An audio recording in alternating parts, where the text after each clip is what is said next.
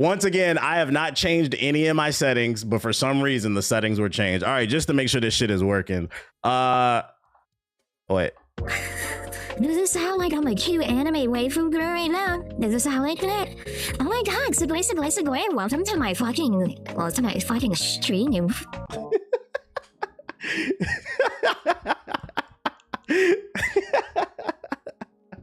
That's what y'all like, right? I know you boys are addicted to AI, talking to cute waifu girls like me. Come on, why don't you reach into your wallet with your big strong hands and get out that credit card and donate to a hot VTuber like me with a rusty beard and a fat butt sitting with his dick out that you can barely see. Come on, boys. That's what y'all be doing. That's what y'all fucking be doing. All right, y'all. What was I about to say? I said turn that shit off. All right, so this is how we gonna start off the stream. Ladies and gentlemen, Motion Man is in full effect. If you don't follow me on social media, we have been featured, and when I say we, meaning the GI podcast, we have been featured on the Washington Post, which in my opinion is probably the second. Some might say the first. It depends on who you ask and what you're into. I'd say it's the second biggest news outlet in the United States, behind the New York Times. It's a big paper. I'd say it's probably New York Times, Chicago Tribune, the LA Times, I think, and Washington Post. I put Washington Post probably at number 2. Anyways, the Motion Man, the GI podcast is there. And why are we being featured by the Washington Post, ladies and gentlemen? It's because we put the ball and gun into the zeitgeist. So we're going to read along and we're going to entertain this article because I know some of y'all can't read. But don't worry, Kai Cenat's bringing reading back. According to the Washington Post, and shout out to Gene Park, he's the one that wrote it. Ball and gun gamers and the plague of uninformed expertise. Sports and games. I haven't read this, by the way. We did an interview like a few weeks ago, and then I saved the article for the stream so like we could just react to it. Sport games and shooters are often excellent, but the conversation around them is a symptom of a wider culture that treats participation as knowledge. Blowhard. I don't know how to pronounce that. I'm going to pull a Kai Cenat here because he invented that. I've never done this on stream, by the way. I don't know how to pronounce this fucking word. Is it dilettante? Let's see. Dilettante. Ooh, fancy. A person who cultivates an area of interest such as art. Yo, shout out to Kai Cenat. I never would have did that without you. Dilettante. Blowhard. Dilettante. Poser. Big ass word, right? We have many names for people who speak with the confidence of experience and knowledge that they don't actually possess. Lately, video games discourse has developed a new term for performative authority known as the ball and gun gamer. The phrase sounds generally dismissive, describing players who taste rarely wander beyond sports and competitive online shooting games for almost 20 years. Is this too loud? This might be a little bit too loud, I think. Oh.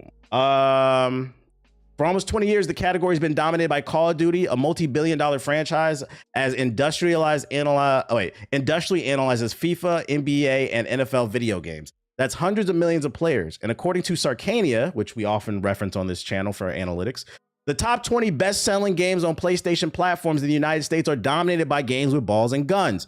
You can count the exceptions such as God of War and the Elder Scrolls Skyrim on one hand. Shout out to Tiny Killer with this, appreciate it. I didn't know books existed till Kai Cenat. Real shit, man. Shout out to Kai. Yo, shout out to Miguel with the get this up. Despite the diversity of video games today, the popularity of sports and shooting are no surprise as the genres are rooted in the medium's founding and history.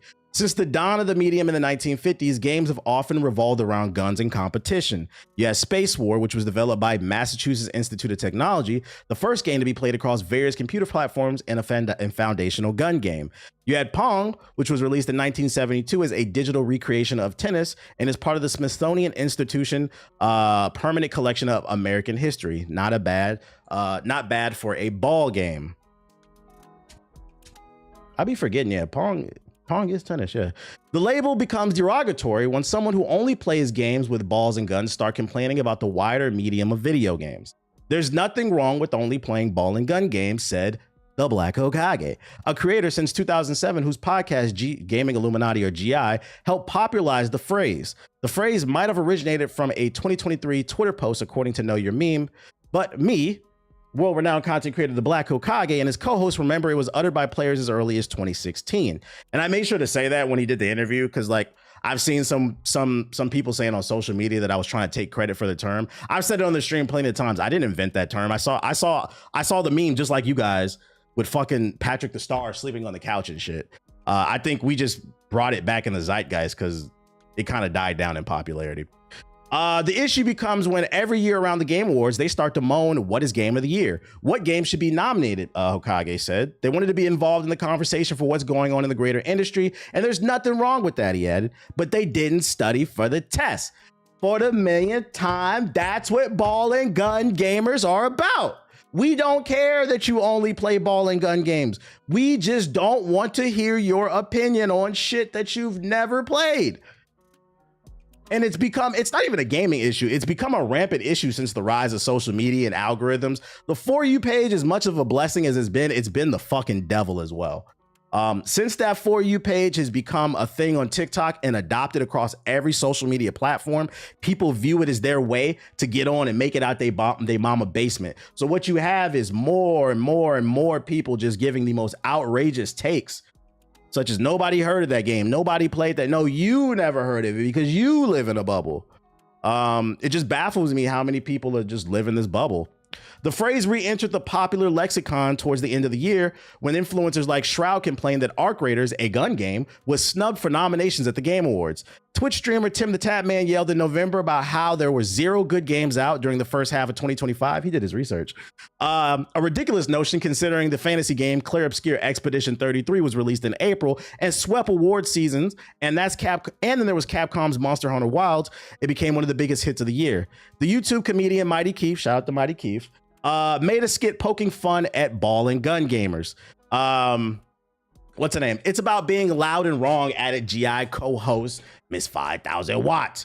It's playing those games, but it's also saying things like there are no games to play. There's nothing good out anymore. When's the next good game going to come out? But they only play a really small section of games. And then he linked his skit. W research. Enjoying ball and gun games doesn't mean you have bad taste either. However, that's true because I play ball and gun games. I've been playing nothing but Battlefield 6 recently. However, Nero said Marlo Carfer, Ethos, on GI. This nigga got a black ass name. I be forgetting sometimes. This nigga is at the blackest name in GI. Battlefield 6, which is great, by the way. Battlefield 6, the final game led by the late Call of Duty creator Vincent Impella. Shout out to Vince, RIP. Won critical praise and became last year's best-selling game. Even Expedition 33 can be loosely defined as a gun game, as its heroes can conjure magical pistols. When I be reading that shit, it be throwing me off because I'm not gonna hold y'all, chat.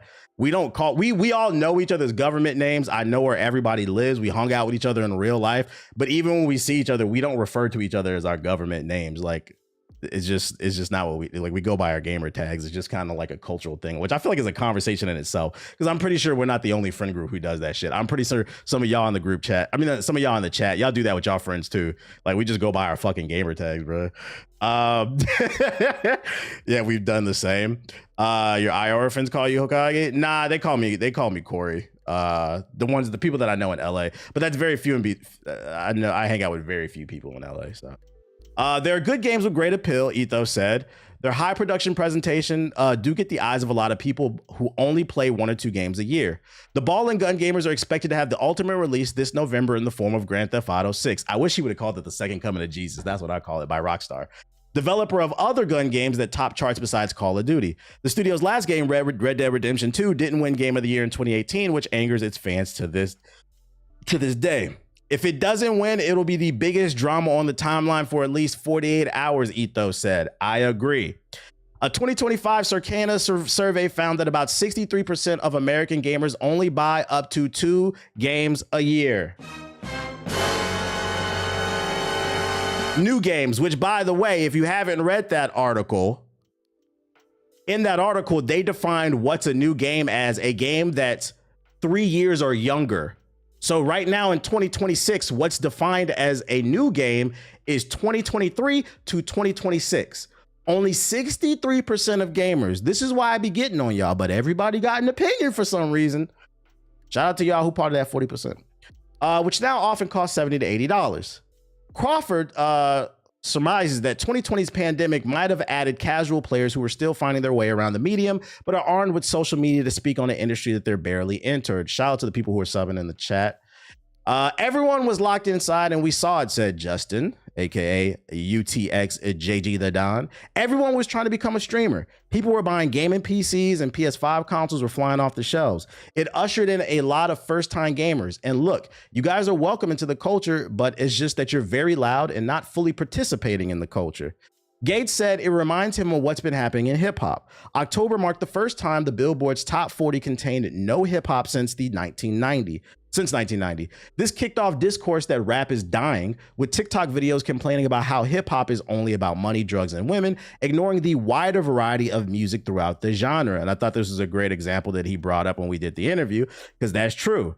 If you said hip hop is dead after that article came out because there were no top hits, that means you're not a fucking rap fan, because there were a ton of great albums that came out last year. You guys are just waiting on Iceman, or you're just waiting on K-Dot to drop something for some reason. Expand your palette, support the culture. So many older rappers literally had a renaissance in 2025, and they didn't listen to any of it because they were still stuck on Drake and waiting for Iceman, Gates said. Similar to what the pandemic did for gaming, Kendrick Lamar's high-profile decimation of Drake during their rap feud helped expand the hip-hop audience, if only for a few months in 2024. Being a ball and gun gamer isn't really about genre preference, and while some critics of the term have suggested it stereotypes black players, it's not really about race either, the host of GI said. I made sure to nip this shit in the bud, because you got clowns going around saying that shit. It is what it is, Cammy. Shout out to J Smooth with the sub. Appreciate it. Yo, who wrote this? Yeah, Gene wrote it. Ball and gun gamers is just a new term for bro gamers, said the Black Hokage, referring to the early 2000s term for people who only played shooting games. I'm going to be honest. The top bro gamers are usually white men. It's not a racist term. If you've ever seen Community Day for NBA 2K, they do it every year where they fly out creators. It's mostly white boys. If you see a ball and gun, shout out to him for actually putting that in there. If you see a ball and gun and immediately think black man, I think you've done the woke circle too much. You need to go back around, is what Watts said. The phenomenon is really about how modern discourse rewards blustering confidence over curiosity, amplified by a social media culture that can flatten expertise. It's not unique to video games. It's across politics, art, and even science, all forms of art. Every form of art has their own ball and gun gamer. The ball and gun gamer becomes a symptom of a wider culture that treats participation as knowledge. That's a bar. Ball and gun games will always matter in the medium. That's a fact, as they're foundational, popular, and often excellent. Games that feature college sports stars and blistering gunplay have helped the industry mature and grow. It's the conversation about them that feels stunted and juvenile. Ladies and gentlemen, we are officially inducted into the Gaming Hall of Fame with this one. We broke it down, what it means. We explained it. So, if at any point your homeboys get mad, you get called a ball and gun, they get called a ball and gun gamer, and they don't know what it means. Not only do you have my videos and the podcast to reference, you can reference this article, be like, look, this nigga's in the newspaper, bruh. He knows what he's talking about. This is influence, okay? I may not be the most popular person in the world, but they said, mind you, we just for clarification, we didn't reach out to them. They reached out to us. They said, we need the scoop. I said, oh, perfect timing. It's a new year. It's a great way to start the year off, bruh. We need the ball and gun documentary. We need the ball and gun documentary. Oh my god. We could do a documentary on like recovering ball and gun addicts. Niggas scratch it. I haven't played Madden since Madden 08. I'm itching. So if you want the link to the article to share with your ball and gun gamers who you wish would get out of their fucking comfort zone, I'm dropping the link in the chat. Shout out to the Washington Post. Shout out to Gene Park for for dropping this article, writing this article. And also, you know, if you follow Gene, because he's a pretty popular writer on Twitter. If you follow Gene on Twitter, you know, wish him well. The man's going through it. Wish him well. Wish him well. You know what's funny? People that only play MOBAs like League of Legends, etc. You never hear them because they know they're lame. Actually, that's not true. Just a couple streams ago, we covered that dude Tarzan. Apparently, the entire League community hates him, and he went viral because he said gaming was dead. He said there's nothing to play besides League, so that's actually not true. I beat Simon on the weekend. Can I get a droid sound? All right, so that's the feature. GI got motion. That's not all we got. We working on other stuff too. We're working on other stuff. Y'all, shout out to Lil Baby J with the sub. Appreciate it. Not only are we being consistent with weekly podcasts and we're getting features, but you know, we trying to work on bringing people onto the show and shit and making sure we dropping quality content, not just on the podcast, but I was like right before the stream, I was working on some stuff. We trying to try out some new shit to get our name out there. So whenever you see us drop, please support. We appreciate it. You can support right now by hitting the like button. Other news. The rest of these articles are in the realm of ball and gun, since we just did a article covering what it is and what's going on with the ball and gun culture. Now we're going to switch gears to one of the biggest ball and gun developers in the world. It would seem that an explosion happened.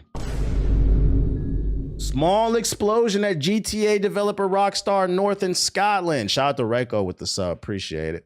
The office of Rockstar North, the company best known for developing Grand Theft Auto and its upcoming sequel, has been hit by a small explosion and fire, according to officials in Scotland. The incident happened at around 5 a.m. on Monday when fire crews were called for an incident at Barclay House, the building housing Rockstar North on Hollywood Road in Edinburgh. A large number of resources responded to the scene, including 7 vehicles from the Scottish Fire and Rescue Services. They said to the press, Operations Control mobilized 3 fire appliances and special resources to the scene, where firefighters worked to secure the structural damage at the commercial building, said a fire service spokesperson. There were no reports of casualties, and crews left the scene at 9:21 a.m. Shout out to nobody getting hurt. We don't want to see that. Shout out to that. And shout out to the firemen doing their job. You know what I'm saying? Everybody loves firemen. It's fuck cops, though.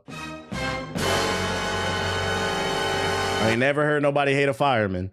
Rockstar Games confirmed to B&O News that the incident involved a malfunction in one of the heating boilers at Rockstar North's headquarters.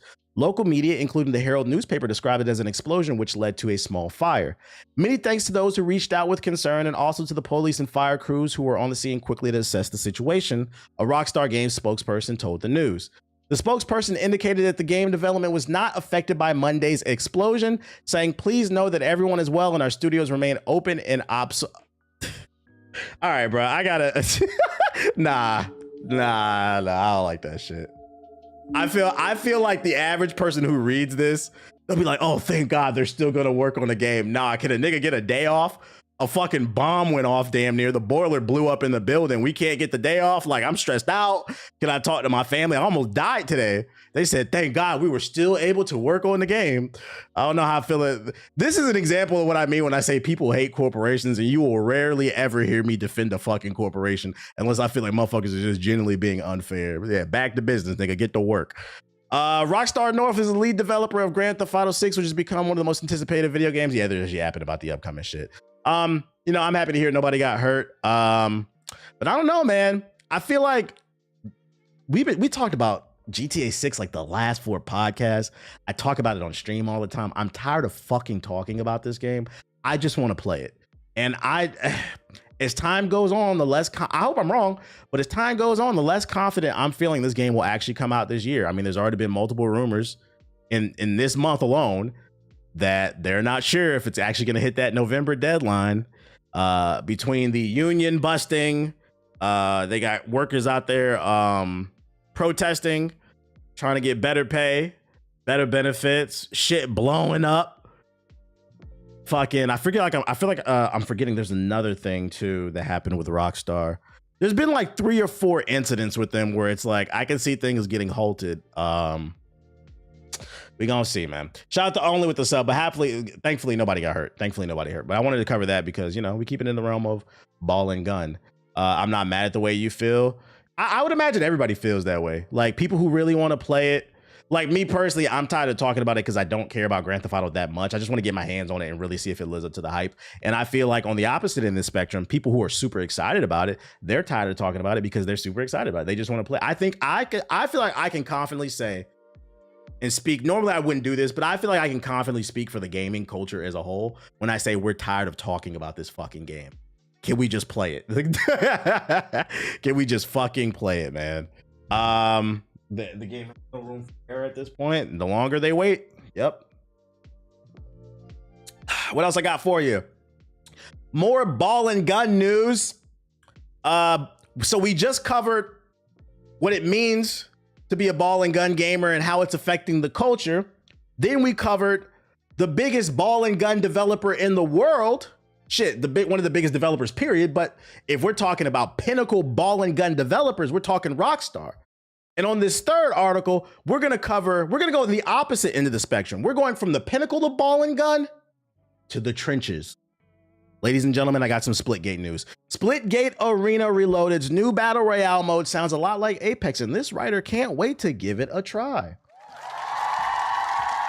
Now, if you're wondering why I said this is ball and gun trenches, if you haven't been following, Splitgate 1 came out, had no motion for 2 years, and then out of nowhere, some big streamers played it.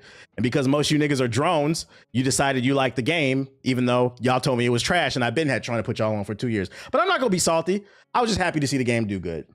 Then, like a month after it started getting some motion, after, you know, popular white people told you to play it and y'all started playing it, what if I'm saying don't apply, let it fly, but you know who you are. When y'all started playing it, the motion got killed because Halo Infinite came out and it was free to play. People were like, well, fuck bootleg Halo. I'm gonna go play the real Halo. It's free to play. And it sucks because Halo Infinite and Splitgate died. One game killed the other, and you know, Halo Infinite just lacked content. Well, you know, a few years pass, Splitgate 2 comes out. It was okay. I played it. It was like, it felt like a solid 7. It was a cool game. But unfortunately, it was riddled with really bad microtransactions, bad PR from the CEO, wanted to make political jokes and shit on his peers.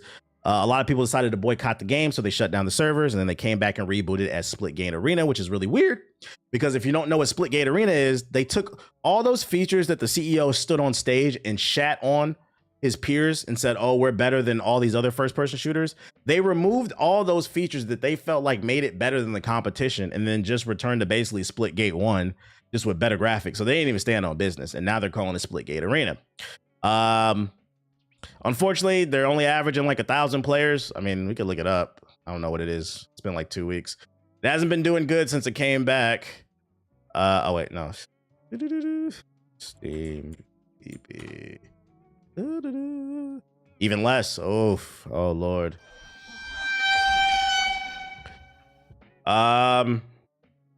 It's not even averaging 1,000 anymore. It relaunched like 3 weeks ago. Yeah, January 18th. Well, no, like about a month ago. It relaunched and it can't even average 1,000 players. This is the first game I've ever seen die 3 times in a row. Like, goddamn, nigga. Is the Black Panther making this game? Is he using his zombie powers to resurrect this game? It keeps fucking coming back. They should rename this game The Walking Dead Reloaded, nigga. Like, so long story short, the game is dying already after the relaunch. And the developers hopped on Twitter and started bitching and crying, saying, you guys, you know, player counts don't equal fun. And to be fair, that is correct. You know, how many people are playing doesn't dictate how good a game is. Doesn't speak to the quality of the art. But you guys shot yourselves in the foot when you had that PR disaster. Well, they're not quitting, guys. They're not quitting. They're back with a new mode. Let's see what it is. If you take a look at the Steam charts, yeah, we know that shit did. Arena Royale's mode, the new mode, is less looting and more shooting. While I enjoy the cadence of a standard battle royale, this makes sense for Splitgate Arena's reloaded brand of frantic portal hopping action. The first thing you should know is this is much smaller than most BRs, with just 6 teams of 4 players duking it out on the same length of time as a traditional arena match. You can respawn as long as one member of your team is still alive, and from that on point, it's pure survival. So basically, one person always has to survive, or you won't die, and your team won't die. This keeps things interesting and is where Apex Legends has been leaning with its more casual modes like Wildcard in recent seasons. The recent Winter Wipeout update allows multiple teams to use the same respawn beacon, and who cares about that shit? Let's look at the trailer. They're talking about some other shit. Hey, everyone. All right, let's see what the update is hitting for. I'm Josh from 1047 Games. Split Death. Oh, no. In our update 2.2, and that includes a preview of our new mode, Arena Royale. This update is a big one for Splitgate. It builds on everything we learned from launch and takes that same arena-first philosophy and applies it to our Battle Royale. When we sat down to design Arena Royale, we knew we wanted to push it closer to that arena feel. A lot of that DNA already existed in Splitgate's BR, like diverse. Wait a minute. How many players did he say? 1 second, y'all. He said but more players. One. And frantic. The first thing you know is somebody's playing with just 6 teams of 4 players. So what? That's 24, right? I'm old. That's 24, right? Let me make sure. Yeah, it's 24. Okay, so it's 24 players in their BR team. Now, why does this matter? Okay, so there's 909 people playing right now.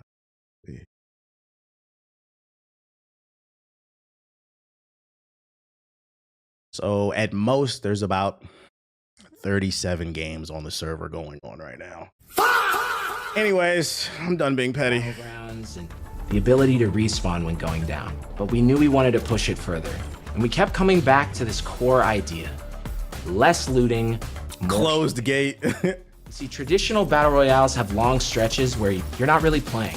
You're staring at chests, traversing empty space, and waiting for your next fight. Arena shooters are the opposite. They're about fast action and fast engagement. Arena Royale is the best of both worlds. One of the biggest changes you'll see right away is He looks like Golden Boy if he said gamer words. You know how what I mean? matches start. Instead of dropping I'm not saying he does, he just looks like he does. You know what I mean? You know that face? Space. During like you say gamer words. The entire lobby votes on which biome you'll fight in. We have 4 biomes: Glacier, Drought, Fracture, and our brand new addition, Outskirts, an urban battleground that brings an entirely different scale to the fight. You cast your vote, and when the timer hits 0, the majority vote decides where all. I thought there was already a BR mode. There was, but the one that they had in the last game, Splitgate 2, it was more of a traditional BR with a bunch of people on the map. These are smaller, more fast-paced BR matches. Narrowing each game to a single biome. Shout out to Treason with the super chat. He said 1047 studios can't even get 1047 players on their servers. With a tighter player count, keeps the experience fast and focused, much closer to the rhythm of an arena shooter. Shout out to Nihilus with the super with the sub. Appreciate it. Now let's talk about the pace. We wanted looting and Arena Royale to feel fast and frictionless. Chests open automatically, loot drops instantly on death, so you're not spending your match in menus while somebody third parties you. We've also done away with buy stations. Instead, you can upgrade My only question to that is like if everything autos, like what if I don't want to drop something? That could be infuriating. instantly while moving through the map. You'll earn cash by doing damage and getting kills, and from our new arena events. Every round you'll get an injection of arena gameplay with Hot Zone, Split Ball, and Firecracker. Well, that's kind of cool. So it's not like your typical BR. It's going to be multiple game modes within the BR competing. These events work to pull players into fights and deliver arena-style engagements inside the BR sandbox. Win the event, get the cash, and upgrade your gear to get the upper hand in your next fight. Arena Royale is exciting for us, but our focus is on strengthening the core arena experience right alongside this mode. Update 2.2 also brings a brand new arena map that features high-flying gameplay where players launch into the sky to engage in aerial combat. It adds a whole new flavor to the arena. We're also making improvements to custom games, adding new mythic cosmetics, and a brand new mastery camo we call Isotromic. This will be the ultimate chase camo for the completionists who get Proelium on every weapon. We're really excited for this update, and we can't wait to hear what you think. Thank you for the continued feedback and support. It's shaped everything we're doing, and we'll need even more as we continue to develop Splitgate. Update 2.2 and Arena Royale go live January 22nd. We'll see you in the arena. It's free to play. It's coming out in 2 days if you want to try it. I mean, you know, just know you will potentially. God damn, you know this shit. You know this shit ass because it's free to play and it's on the PS4 and they still cannot get 1,000 players.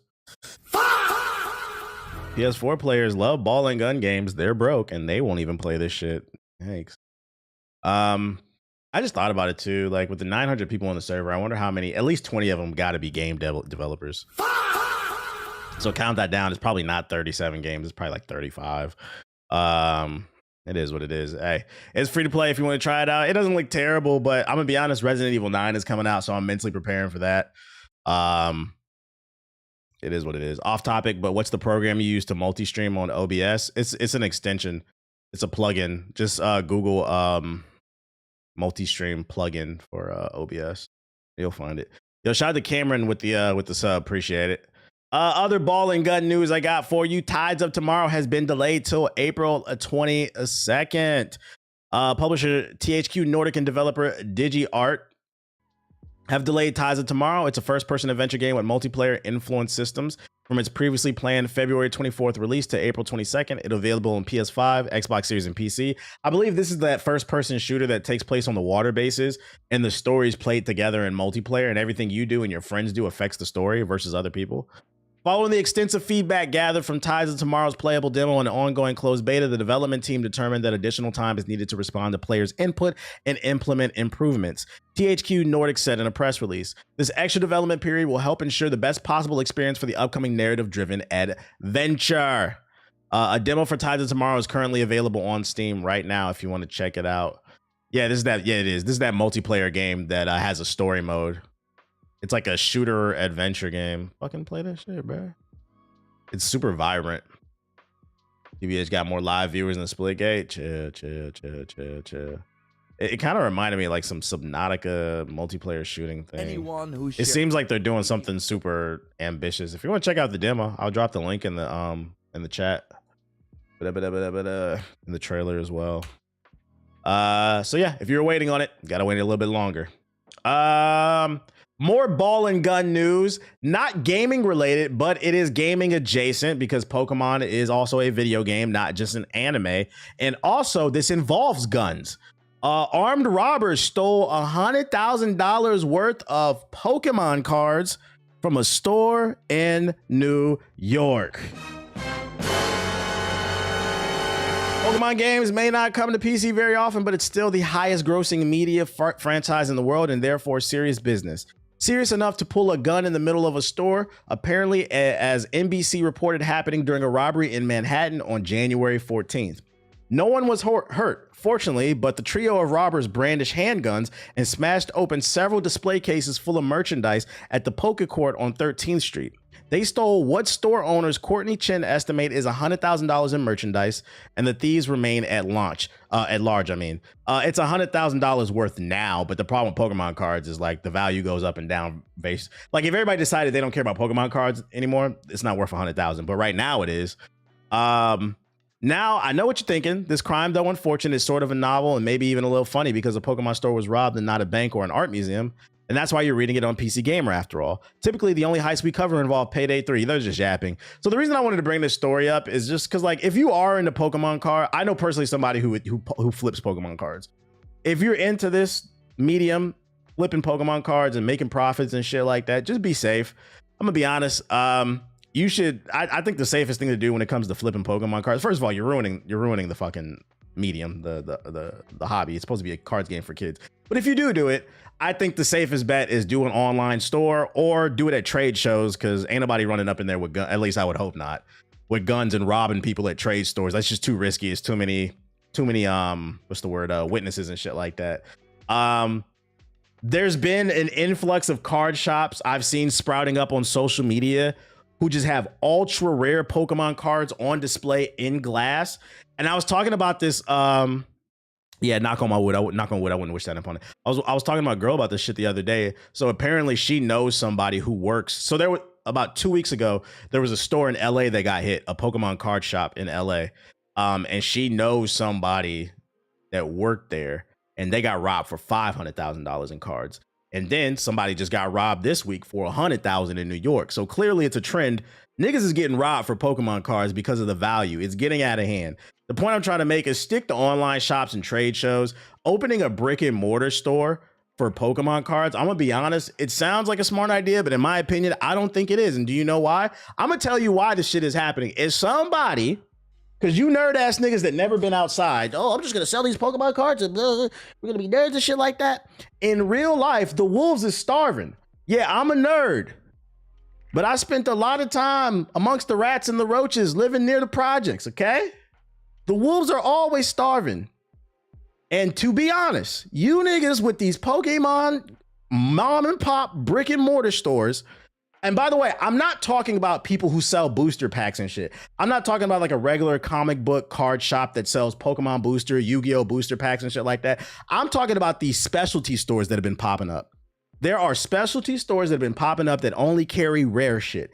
If you are opening up one of those mom and pop shops, you are a walking fucking lick. Yeah, I said it. You want to know why? To the wolves that are hungry. You guys are fucking nerds. That's why this is the second story this has happened, and you ain't seen nobody fucking defending themselves, bruh. Niggas walked in there, put a gun in your face, and give me that shit. And you know the scary thing about Pokemon cards too is, A, they're in high demand right now, so they're easy to flip. And then two, all you gotta do is walk in there with a backpack or a duffel bag. You could take their entire supply. It's not like stealing something bigger, right? Like a car or something. They're Pokemon cards. Get a duffel bag and you can fill the whole duffel bag up with. That's why they're walking away with 100,000, 500,000. They're easy fucking licks. You guys are nerds. A lot of you guys don't know how to fight. At bare minimum, if you're gonna start opening up one of these stores, y'all need to start carrying protection. If you too pussy to learn to go to the damn shooting range, at least get a baseball bat or something like that. But I'm not gonna lie, I don't know what that's gonna do when a nigga pull a Glock on your ass, or a shotgun or some shit like that. But truth be told, I know some of y'all don't want to hear this shit, but the reason I think these Pokemon stores are getting hit is because you niggas are walking licks. Y'all are pussy, and you got to stop moving like it. So start protecting your supply, or get out of this business and just stick to online selling, basically, man. You can't always reach for your weapon though. Hey, but you got a better chance than what's the better option? Well, you know, you're always gonna be able to, yeah, obviously. But what's the better option? Having it on you or not having it on you? Because this is the second story we've seen where they're just walking in the store and just walking out like nothing happens. And by the way, they were never caught. And what sucks about this shit is these cards are easy to flip. They're easy to flip. Like, yeah, it might be $100,000 worth of merchandise, but if I stole the shit, I'm trying to get rid of it as quickly as possible. I don't care that it's worth $100,000. I'll flip it for 25, 50. I'm just trying to get rid of it. So you gotta, and these are hard to trace. They're fucking hard. They're small cards. Yeah, it's better to have it and not need it, and then not exactly. Gotta move cautiously. So stop being a walking lick, nerds. One of the best things you can do is learn self-defense. Just imagine them just saying, Charizard, I choose you. Get some pepper spray and mace at least. Type shit, something, protect yourself, bro. But yeah, just covering that. Another ball and gun story. More ball and gun news. Freestyle Football 2 coming to PS5 and Xbox Series. It's a new soccer game, football, internationally. But it's an arcade soccer game. If you're into that shit, more balls.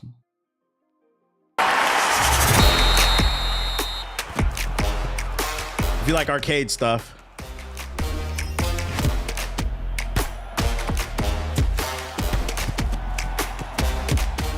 Yo, shout out to Superman with the sub. Appreciate it. 5v5 arcade football. One team, one goal. Is it free to play? Let me see. We'll see after this trailer. Doesn't look terrible. It looks...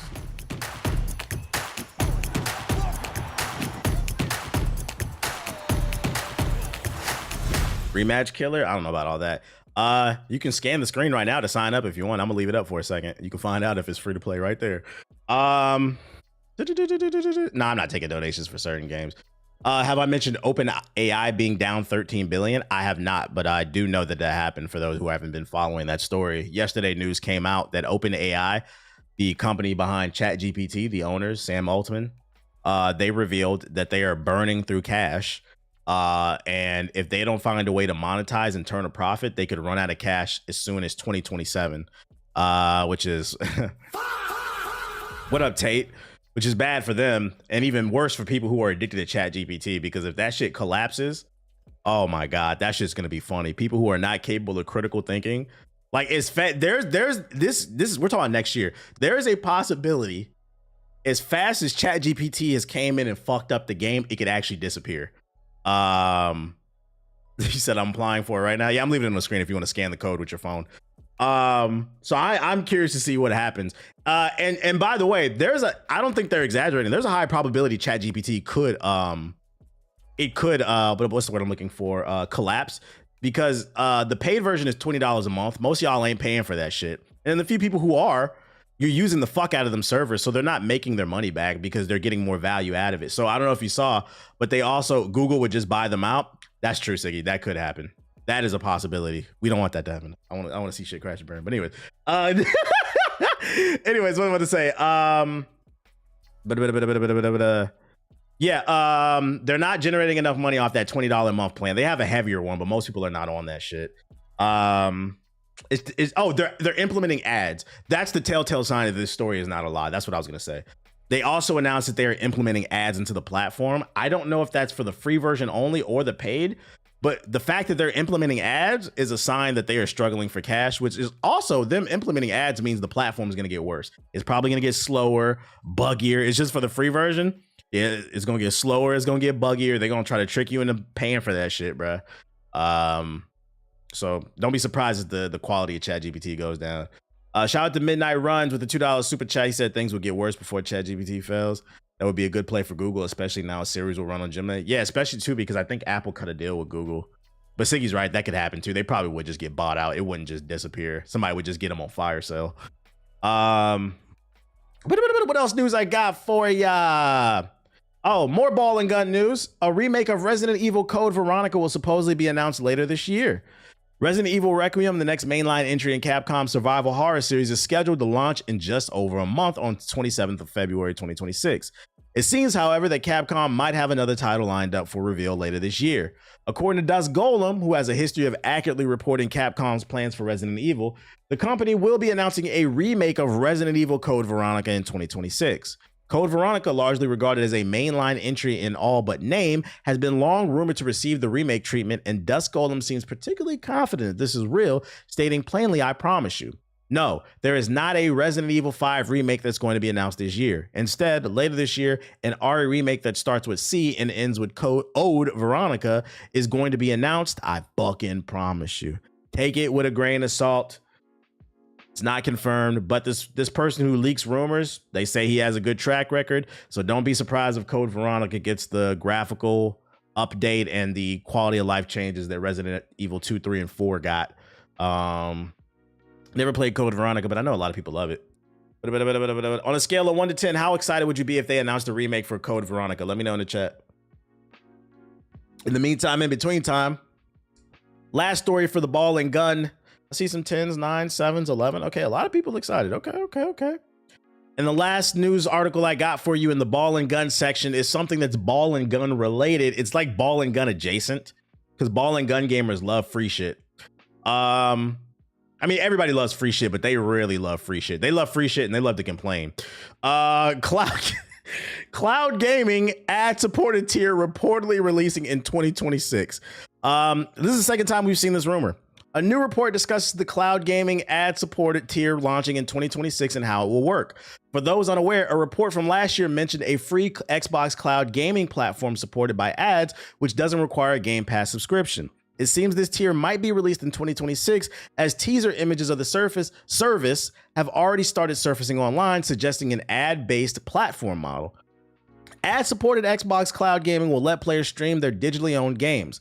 For those unaware, an image surfaced last week for Xbox Cloud Gaming, which stated 1 hour of ad-supported playtime per session. The messages shown in the image appear to be an error, and a Windows Central report explains how this service will work. The report stated that the ads will not apply to all Xbox Cloud Gaming tiers. Instead, they will apply to a separate tier. Players who use Xbox Cloud Gaming with ads will be able to stream Xbox games they purchase digitally, but will not have access to Game Pass titles. The upcoming ad-supported Xbox Cloud Gaming tier will remove the requirement to have purchased at least one tier of Game Pass to access cloud gaming titles. Additionally, the exact release date for when the service drops hasn't been revealed. However, Jez Corden has been told it's releasing this year. Maybe we can get an official reveal at the upcoming Xbox Developer Direct. The amount of playtime they will receive and the duration of ads they will have to watch were not revealed. However, the report from last year stated that Microsoft was testing a limit of 1 hour for sessions with up to 5 hours free a month. These details are subject to change when the service officially drops. So for everybody who's getting super excited, like, oh man, we about to get free games. Sorry, buddy. This free tier will be ad supported and you will be limited, according to reports, to 5 hours a month. And it makes sense for a couple reasons. A, Microsoft's a business, they got to make money. And B, also, to be fair, if they made unlimited gameplay streaming with ads for broke boys, that would be bad for everybody. And the reason being is that, yeah, they would get more people in the Xbox ecosystem, but the problem is people love free shit. So they're going to take it, oh, I don't mind watching ads if I get to play all these games for free. What's going to happen is for the people who are paying, now you're fucking, you're clouding up the servers. You got a million gazillion people on the free servers. And now the people who are paying ain't going to be able to, their servers are going to get fucking slowed down, whether it's multiplayer or just, you know, browsing through the menus in the store and shit like that. So they kind of have to limit it because you can't let just people run free nonstop. It'll blow up the fucking Microsoft servers. But expand that notoriety to the community, but let's add 3 30-minute ads. So yeah, before you get super excited, just know it will be limited. That being said, 5 free hours a month, I feel like that's enough to where, like, let's say there's like, on average, I would say there's about 1 to 3 quality games a month released. I know ball and gun gamers don't want to hear that. I know you don't want to hear it. But if you look at the release schedule, on average, there's about 1 to 3, except for January. January is pretty weak. But starting February on, there's about 1 to 3 quality major releases every month. And with that 5 free hours, you know, that's enough to like test the stuff out and decide if you like it or not. And then maybe you can purchase the game. I can see that, if you don't mind the ads, I can see it being used in that manner. So I'm not mad at this. It's just giving people more ways to try shit. To be fair, if you can't afford to pay for any of these tiers, probably shouldn't be playing games. You know, I agree with that, Midnight, but that's a completely different conversation that a lot of people don't want to hear. They're going to be like, oh, you're being judged. Like, niggas will be sleeping with fucking roaches. Somebody is watching my stream right now in a dingy wife beater that they have not washed this week. In the past week, they got a blunt, a used blunt, a roach just hanging out their goddamn boxer briefs and shit like that. No deodorant on, no haircut, no job. You show them a job, resume, a job fucking application. You would have thought it was like a silver bullet on a fucking vampire. It's a real thing. You're right. I completely agree with that. But I feel like we live in such a sensitive world now. People don't want to hear that shit. Look at the way I talk about PS4 niggas and niggas get offended. You have a 13-year-old console. You have a fucking teenager and people get mad at me. Like, it's not a joke. It's actually your life. That's a teenager. You have a TI-83. Go play Splitgate 2, nigga. We don't care. You say he talking about me? It is what it is, bro. It is what it is, man. If that's your life and you enjoy it, that's fine. But beggars can't be choosers, and quit trying to ruin my life, nigga.